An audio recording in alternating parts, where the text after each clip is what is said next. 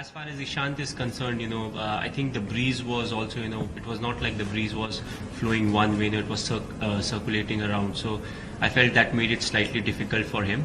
I feel, if we cut down the extras, still maybe, we'll have to score a few more runs, So there are two options, either, put pressure on the batsman, look for 330, or, chase down the score, give them the batting first. So these are two options that we have got. We'll have a look and decide, what suits us the best.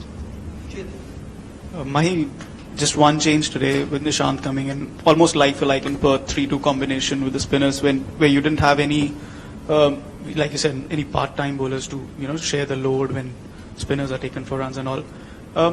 When you sat down to pick the side for the playing 11, I mean, what was your thinking in the sense that, okay, should I, maybe play my best 11 or still keep on, still keep on playing your best 11, or maybe just say somebody like Aman or Rashid Dhawan, anybody, like, what was you thinking about that? If you see, what's important is to see, the first game that we played with the best bowling attack, and even this game, if you see, Ishant was fit for this game, and so we thought, he'll get good bounce. So obviously, if you see, it's what we feel is it's very important to play with a proper bowling setup, and at the same time, you can't neglect the batting also. So when it comes to, I know where you're coming from is whether we can play that extra seamer, but if your front line 3 seamers are going for runs, it's slightly difficult for somebody like a Rishi to come in. He may bowl well, but I'm saying it will be slightly difficult for him to be successful because of the field restrictions. He's not somebody who bowls very quick, and at the same time in the middle overs, you need to bowl a lot of dot deliveries, and I feel that's where you have to pick as to whether you're better off playing with that 2 spinner combination, because if you see, the only option you have is you'll have to maybe sit out Ashwin, because Jadeja gives you that cushion of batting, so it's a difficult one. I still feel this 3-2 combination looks the best.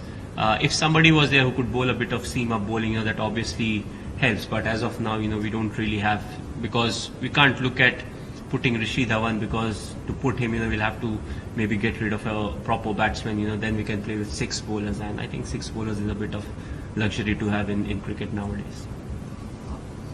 Yeah, basically, like in the end, it looked like the last 10 overs which cost us the match. What's happening? Like nothing is clicking over there. Well, if you see the last 10 overs, we have to, we have to restrict them in a few ways. If you see the strength of the 3 bowlers who are playing right now, I don't think their main strength is Yorkers. And especially on a wicket like this and outfield, you don't get any reverse swing as such. So you have to hit the deck hard, and you have to consistently hit the areas. The moment you make an error onto that, the batsmen are able to. I was talking about our batting. The last 10 overs. I thought you were talking about bowling.